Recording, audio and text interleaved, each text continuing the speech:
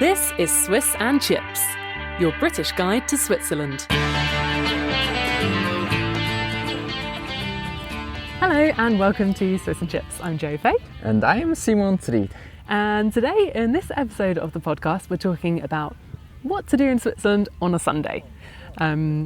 We've taken a special trip out on this Sunday in particular. We'll come back to that in a minute. And we also asked in our Facebook group this morning, Switzerland for English speakers, if you're on Facebook, check it out and join, what you guys do on a Sunday. We had lots of responses.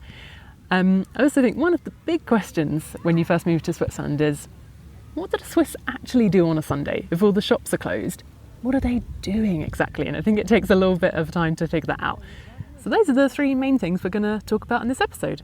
So to start off, we thought, okay, what is a nice thing to do on a Sunday in Bern? And we decided to come on a small day trip to the local mountain/hill, the Gurten. Yes, the Gurten is a really nice place. And I think you just mentioned the most important question. Is it a hill or is it just a mountain or is it not really worth mentioning? No, I think it's a really nice place to go, especially if you are in town in Bern living, because it takes only a few minutes and you are in quite a different world, and it's super nice, super green, calm, and for everyone something to do, for families and so on. And yeah, we thought quite often you asked what are others doing in Switzerland, or what do the typical Swiss do, and I think that might be interesting for some people to know. I'm not sure if it's so much different to another country, but we will find out today. Oh, we will, yeah. Yeah.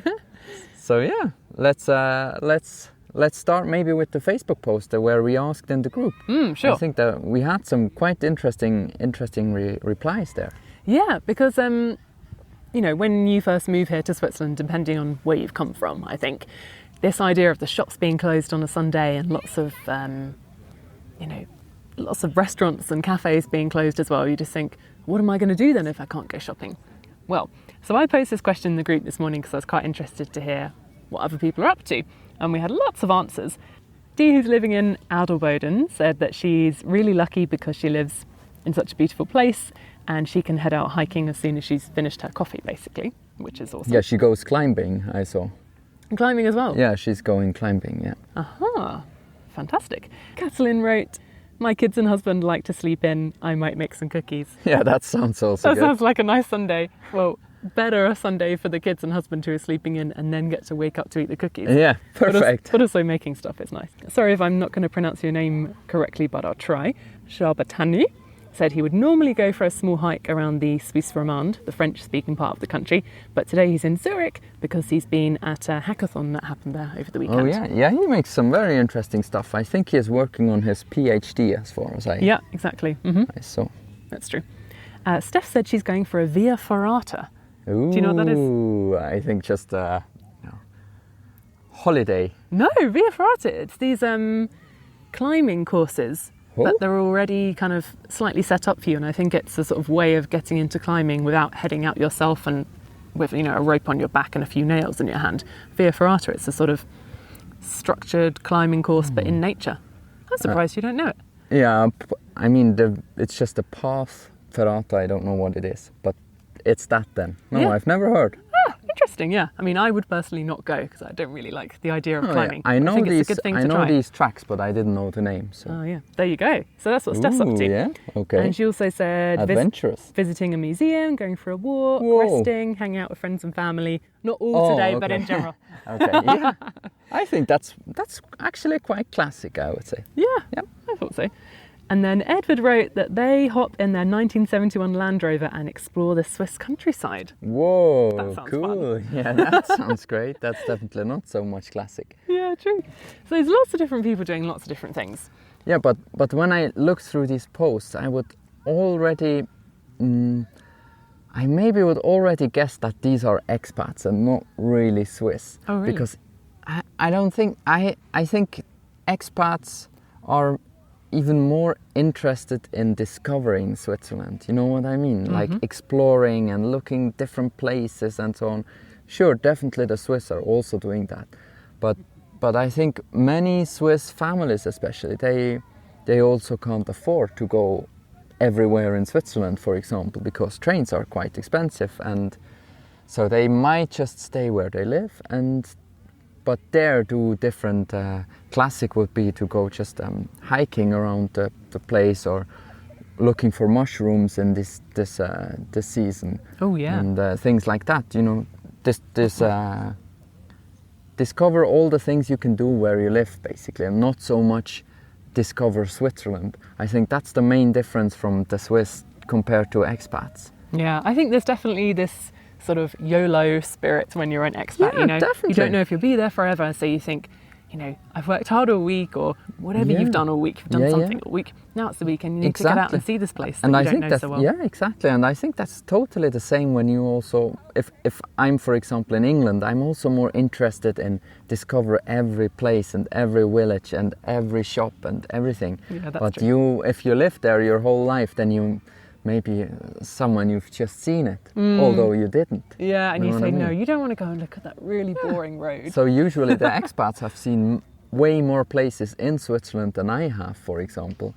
Especially like this, like the top of Europe and all these, you know, The glaciers. Jungfrau, Yeah, the yeah, Jungfrau true. and things. And I don't think so many Swiss have actually been on the top of Europe. I mean, on the Jungfrau. Yeah.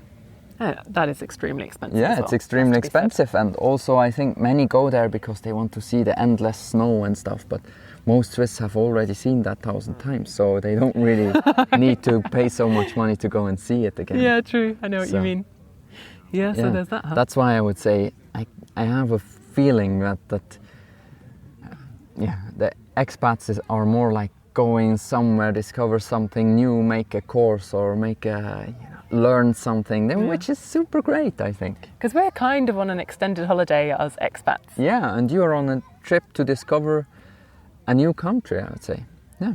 Totally And true. for us, it's more, I think the classic Swiss is more like, which in every other country, just like to relax a bit and spend time with the people you love and things like that. So, yeah, to run down in Switzerland, it's very much depending what they really actually do is very much depending where they live. So if they live in the mountains or in a town or in the Flachland, how is that called? Like The flatlands, the plains. We don't really have a special word where for you that. are not in the country, not in the mountains, but also not in a town. Yeah. So there, where it's quite flat and green. So I think it's very much depending. And for example, in the mountains, you more go hiking or skiing, or mushrooming, and then. Mushroom hunting. Okay. Yeah, no, it's mushroom collecting, I think. Okay. And then in the towns you might go see your friends, or you go swimming, or you take a little walk, or you go somewhere green like we just did. When you are in the Flachland, then it's better for cycling, for example. Yeah, I think there's definitely a lot more outdoorsy things that are being done here in Switzerland on a Sunday. And it doesn't mean that you have to go and climb a mountain or go for a 5-hour hike. I think it's more just Going out, basically. Yeah, going out somewhere, whether it's for a small walk or coming up to a place like this, like we have today, the Gurten, where you take one of these funicular trains. Yeah, exactly. And then also the second thing that is, it's very heavily depending what you're really going to do is which time of the year it is, what season, how the weather is. And so, for example, let's take again the example in the mountains. So in winter you definitely go skiing. In spring it's nice maybe to play some sport like tennis or something. When things are opening, you can start doing again and everything is blooming. Or you go on a nice hiking trip in the mountains where you have the mountain blooming. And in summer you go swimming. And then in autumn it's also hiking season because it's not so hot anymore, but it's still nice and warm. And the weather usually it's quite good, like in September, like now. Or you go to collect mushrooms, for example. I think perfect. that's very typical. Then go home and cook them. Like today, it's nice weather. we had a bit of rain and now it's sunny and warm, so there must be a ton of mushrooms to find. Ooh, we better do that next weekend then. Yeah, I guess, yeah. So I think, that's a classic thing. Great. Can we just talk a little bit about the Gurten today? Because I think that's a really nice idea for people. If you live in Bern or near Bern, you've probably already heard of it. But if you are in Zurich or Freiburg or something, I think it's a nice day trip Yeah, it's to come and see. And it's not so expensive to come up here either. Yes, I think if you haven't ever been, you should come. Especially if you are in Bern. I think if you are in Bern for one day, we once planned to make a special what you can do in one day in Bern, or 1 or 2 days. True. So we can go in a bit more into detail than what else you can do. But I think that's definitely a must when you have like 2 days. Yeah. So you would go up with that funicular, you said? Yep, the funicular, one of these little mini trains. Yeah, Super nice. going quite steep uphill. It takes maybe 5 minutes or something. Mm-hmm. And it only costs 3 Swiss francs if you have a half-fare card. Yeah, exactly. 6 if you don't. One way. Yeah. That's a bargain. Yeah. Let's face it, it's quite good. And then up here, maybe you can describe a bit. Yeah, sure. Basically, once you come up with the funicular, you'll see that there's a couple of restaurants here at the top. There's a more fancy one, and then there's a Migros one, so as you can imagine, it's all quite affordable. And then in the centre, there's lots of things for kids to do, or, where you can unleash your inner child, shall we say, if the kids aren't in the way. And it's basically a sort of a couple of miniature trains that are modelled on real Swiss trains, which I think are really cool. One is steam and the others aren't. Yeah, and they you have love little that whistles. especially. God, they're awesome. If you can find some child to bring with you, then even better, because let's be honest, they're not really made for adults. Anyway, there's small miniature trains that go around and round and are very authentic. And then there's a sort of mad playground with different cogs and tassels and balls and swirly things that you can kind of pull and push around. I think that's really for the kids. They go absolutely mad for that. And then there's a more sort of adventure playground where you can climb up wooden structures and go on slides and so on. Yeah. That's all the entertainment in the middle. Oh, and then we have the big tower up here. There's also a big sort of viewing point tower as well. You go up in a circular staircase quite high and you have really great views around Bern. If the weather is good, you can really see up to the Bernese Oberland, and you see all the snowy mountains. It's really nice, and you have a nice view on the town in Bern and the surroundings. And it's free to climb up that tower, unlike in the major cities. Exactly, and then you can, there is a small walking path where you can walk in a circle, and quite a few are playing this frisbee today. Yeah, it's a big open green space here on top, and you can do a sort of circular walk around. And then they have frisbee golf here, which I had never heard of until I moved here. And it's also not extremely popular here, has to be said, but today everyone's playing everyone, yeah.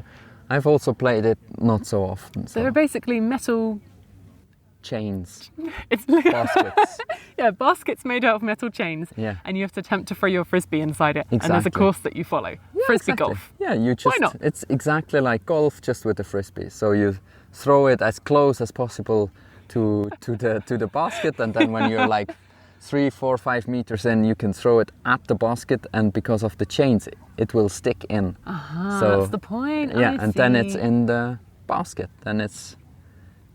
Is that a sport that's played anywhere else, or is it specific to the Gurten? Do you know? Oh, it's definitely played also in other places. I've played it in Tessin. Really? Yeah. You can definitely play it in other places. Yes. Okay, so it's worth learning. Yeah, this frisbee thing there. Well, now we're going a little. Let's not get onto the okay. Is frisbee a sport or not? Well, it is. Okay. I mean, okay. Let's. That's a topic for another day.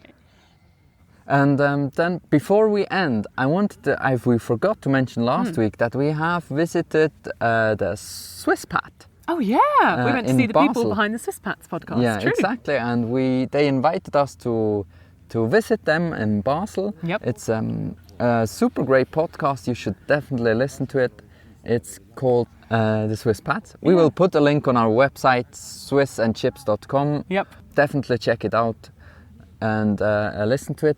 They have quite interesting. They quite often invite guests. Yep, they do. And they talk a little bit, and obviously they invite expats, and then they talk with them what they do, and They're basically finding interesting expats around Switzerland, people who've started businesses. A woman just got hit on the head by a frisbee, just saying. Frisbee golf is dangerous. Oh, okay. She didn't mind. Anyway, they interview interesting expats around the country quite a lot, and they also talk about their own experiences of being expats in Switzerland. Okay. Yeah, exactly. And I think we had a super great day, and they made it's really kind nice of to meet them. an interview with us, which was super funny. And they're just nice people, and they talk just about everything. So it's great. It's really entertaining. Yeah. Definitely a listen. Check it out, Tune in. Swisspats, the podcast. I think that's it for today, isn't it? Yeah, and if you've got any other ideas about cool things to do on a Sunday in Switzerland, we'd love to hear about them. Yeah, let everyone know in our Facebook group, Switzerland for English speakers, and every day more people are joining, and we just hope you will join as well and ask your questions, tell the other people what they can do, give recommendations, meet people, and connect, and swap recipes, who knows what. It's a nice place. Yeah, really we nice. love it. Yeah, and thanks to everyone who has already joined. Yes. All right, thanks for listening. Goodbye. Bye.